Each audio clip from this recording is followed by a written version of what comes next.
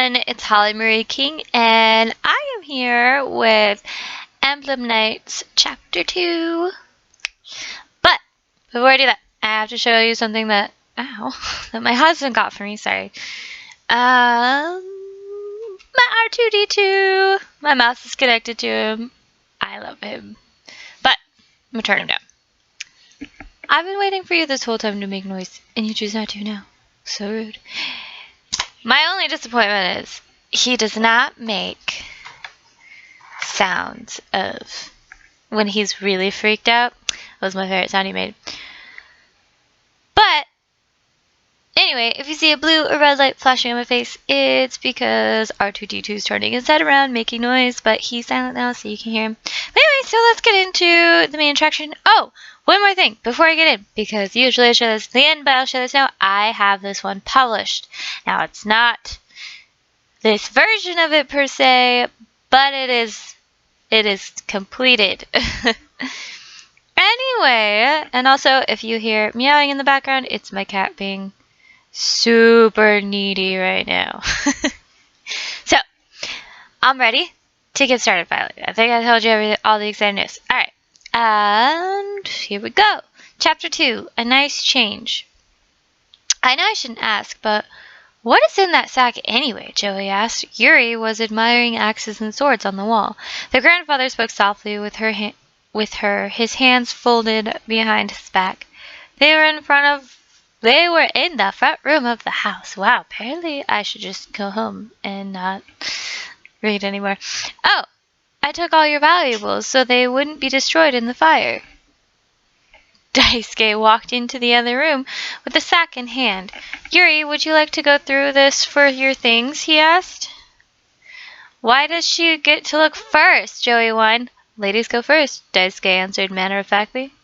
Yuri took the bag easily. Thanks, but I'm no lady, she said, stalking back to the room she had chosen as her sleeping quarters.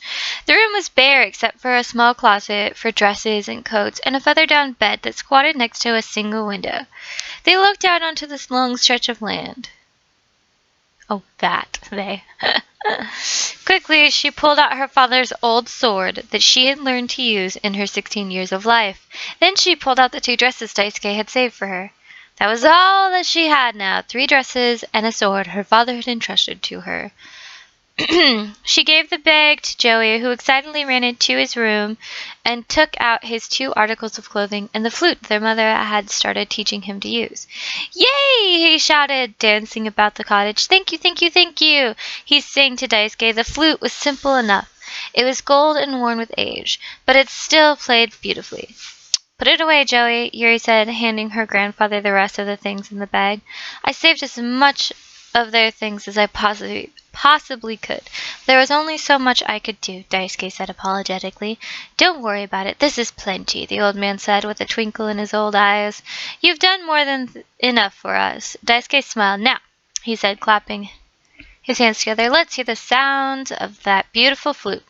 Do you play? Joey asked, eager to learn. Daisuke rubbed the top of the youngster's brown head. I used to know someone who played it masterfully. I could teach you if you like. No, I only know a little.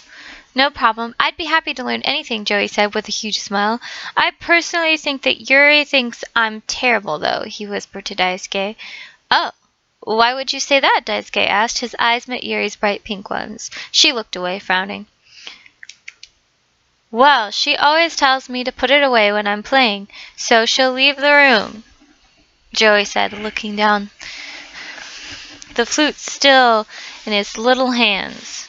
Go ahead and play, Daisuke said. He stood in the kitchen area and had his hands on the counter. He could see everything in the sitting room, which was accessible from outside as well. His eyes never left Yuri. She had the same expression as she had when the flute had come out of the bag. I don't know, Joey said, looking at his sister.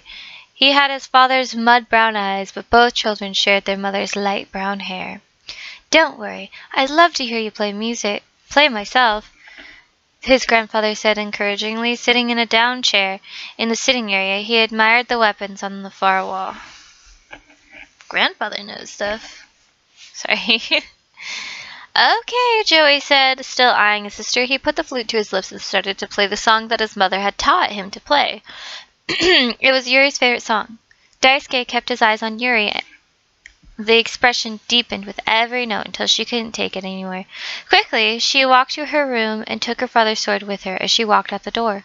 Daisuke watched her the whole way. Keep playing, Joey. This song is just the way it should be played.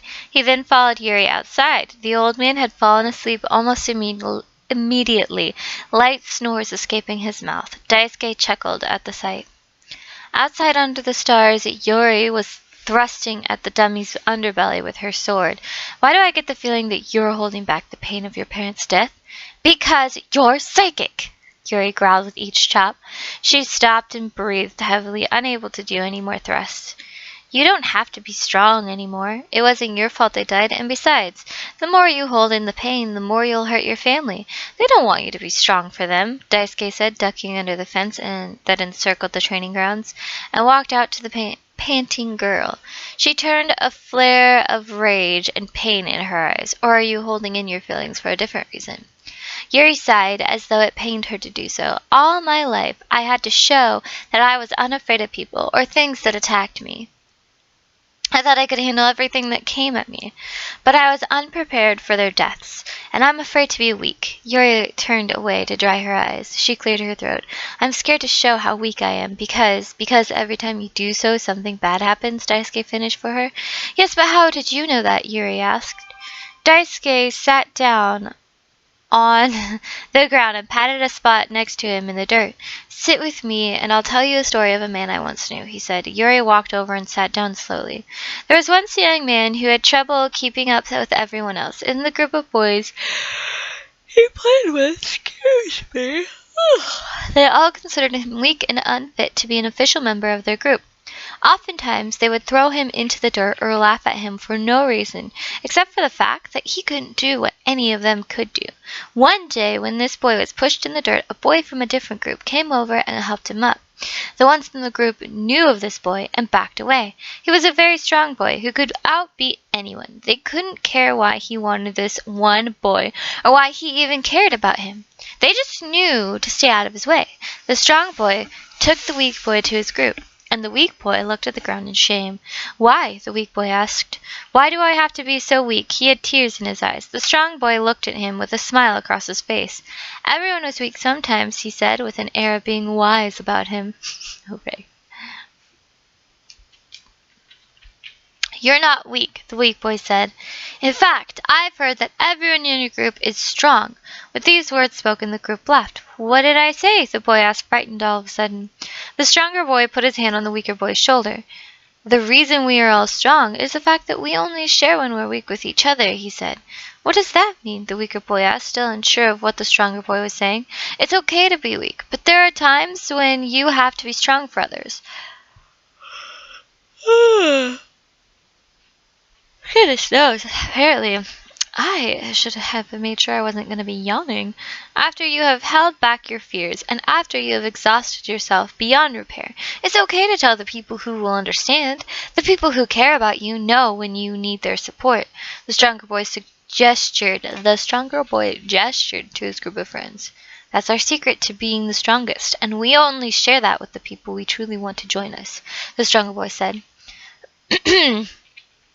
Daisuke finished his story. So you see, it's okay to show that you're vulnerable around the people that care about you. If you're hurting, it's okay to let all of us know. So, tell Joey that you know his music is beautiful and you think it's great, but the reason you don't like it is because it hurts to hear your mother's music. And tell your grandfather... Oh my goodness. The reason you still call your sword your father's sword is because you don't want to forget about its owner. You're strange, Yuri said. She bit her lower lip and studied him slowly. But you're right. See, thought. Though that may take time. Oh my goodness. Eventually you'll be able to let it go, Daisuke said. How old are you? Yuri asked, changing the subject. I think I'm 20. Daisuke answered, counting on his fingers. You don't know how old you are? Yuri asked, looking at him incredulously. Well, at one point in time, I had trouble keeping up with birthdays because I was so busy, Daisuke answered. Still thinking. He was moving his fingers when as he closed his eyes. Typo. Yeah, I'm 20. Gary stared at him for a little longer and began to laugh. Her grandfather and brother watched from the doorway as she laughed heartily. Finally, she was becoming a young woman. Yeah, instead of an old hag. Joey choked through he was, though he was right. Alright! Well, that was fun. We have completed Chapter 2 of Emblem Knights. And, like in The Confusing Kidnap and Not a Dream, I will leave the description... my goodness, why can I never say it? I will leave the link to buy the book in the description below. And thank you guys so much for watching, and hopefully I will see you guys next time. Bye!